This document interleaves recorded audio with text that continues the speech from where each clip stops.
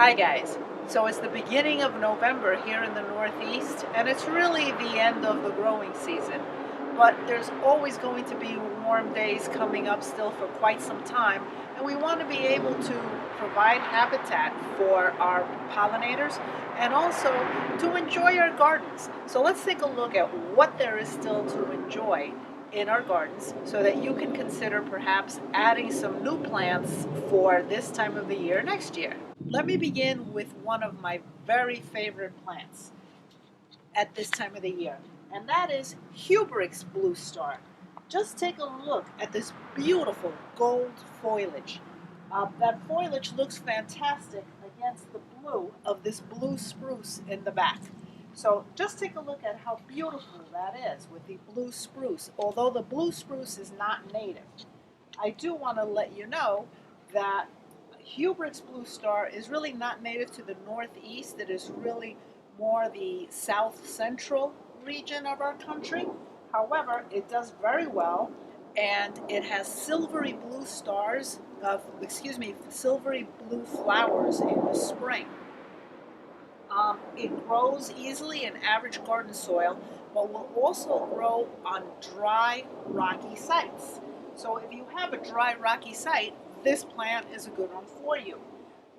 Another way that I've seen it used is in drifts, where it almost looks like a very low growing hedge. And in the fall, imagine a drift of this beautiful gold color. So if you have a tough, rocky site, this might be a fantastic plant for you to consider at that location. Here we have Anise Hyssop with the beautiful lavender colors. Again, you'll still get some blooms in the fall. Here it is, providing nectar for a bee on this, since today is a little bit warmer. Anise Hyssop has so many fantastic qualities. I highly recommend it. In fact, if you go to YouTube and go to the homepage for Native Plant Channel, there is a video dedicated just to growing Anise Hyssop. So please look that one up, because it's a plant that blooms from summer all the way till the frost really kills it off. And all that time you are providing a nectar for pollinators. It's also a fragrant plant that can also be used in cooking. So I highly recommend it. Check out my video on it on Native Plant Channel.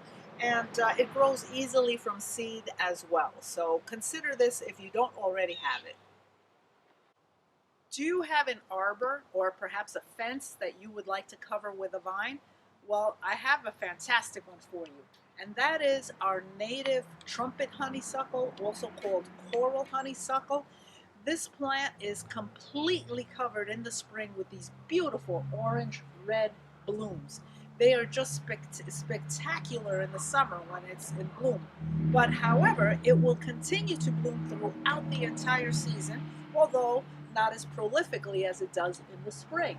It also provides nectar for pollinators and hummingbirds. It's the best hummingbird plant in my garden. And it provides also berries for the birds, berries that the birds eat. So just looks gorgeous year round, and it provides important food for our pollinators and hummingbirds. It is not deer resistant, so you will have to protect it until it gets about a little over 4 feet high. But if you do that, spend a little time protecting it until it gets high enough, and then the deer won't be able to reach it, and you will just be rewarded with fantastic color all summer long. As a gardener, you have a lot of power. You can help make our world a better place, one garden at a time. Our gardens are a place not only of beauty that you can enjoy, but also a place where you can provide habitat for insects and other invertebrates that are being lost at very high rates in our world. So please consider native plants. And in the fall, one great thing is if you are a native plant gardener or you're trying to help improve our world, do not clean up your garden in the fall. Leave it alone. What it is doing is providing habitat and providing a place where our bees and other invertebrates can hibernate for the winter. Bees and others hide in the leaves. They spend the winter hiding in leaves and in other places in our gardens. If you clean them up, you remove them and you kill them. So leave the leaves. They also hide in the hollow stems of our perennials. So by leaving the perennials up, you are allowing them to hibernate. Not to mention the seeds that are left behind as our plants die off. Those seeds provide food for the birds. That is why it is so essential that your garden not be cleaned up in the fall. The only thing you should really be removing is if you have any plants that had diseases and you want to remove those diseased plants, then that's fine. But otherwise, leave everything in place to make a good habitat for all the insects we are trying to help.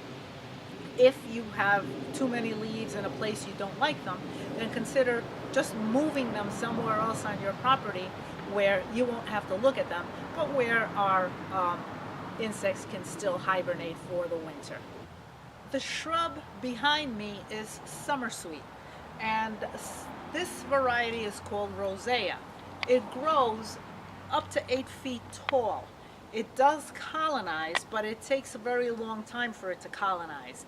It grows in average soil as well as wet soils. So if you're looking for something to colonize in a wet spot, summersweet is a good option for you. It's also very, very fragrant. It blooms in July, has long-lasting blooms, and those blooms bring in butterflies, bees, and other pollinators. So it's a great plant for providing nectar, and it's extremely fragrant when it's in bloom. A lovely native grass that you should consider growing in your garden is little bluestem. As its name indicates, during the growing season, the leaves have a blue hue to them. And then in the fall, it will send up seed heads and turn reddish colors, tawny colors, just very attractive. And not only is it an attractive grass, but the other thing is that it's great habitat because it provides ground cover for insects. Also, the leaves are eaten by caterpillars of many skippers, which are cousins of the butterflies. So you're providing food for caterpillars, and you're providing a grass that just is very lovely in the fall garden. You may want to consider pairing it with blue star. Blue star turns yellow in the fall. In the spring, it blooms with blue star-shaped flowers that are very useful for pollinators. It will fill in an area. It is clump forming, so it's not aggressive. It is clump forming, but it will reseed itself. Easy to remove plants you may not like, or plants that turn up where you don't want them. But it will cover a nice area, grow about 4 feet tall, and look very attractive both in the spring and the fall. If you're in need of an evergreen for your garden, please consider hollies. Just look at how beautiful this is. So year-round, you're going to have an evergreen, and then pretty much from the fall throughout most of the winter, you're going to have these beautiful red berries. Just spectacular. They are a food source for birds, and they're very important because they are one of the last food sources at the end of the winter, which is why you can enjoy the berries for most of the winter. However, to get good berry production, you will need a male and a female because the females alone won't produce the berries without the male. But look at just how wonderful a wonderful addition this would be to your garden. And you would want an American holly. That would be our native. This one, unfortunately, I'm not sure what it is. It's some type of hybrid, but our American holly would provide the same function for you. For a part shade location, check out this understory shrub, the aptly named American Beautyberry. It grows 3 to 6 feet tall with arching branches. It brings purple to the fall garden. Look, what a beauty. It can be cut to 12 inches above the base in winter for more compact growth. As a gardener, you have a lot of power. Use that power to include native plants in your garden that will provide not only beauty, but will provide habitat for much needed habitat for our insects, for our birds. You'll be providing them with food as well as beauty for yourself and those who visit you. So please consider subscribing so that you can receive notifications when new videos are posted.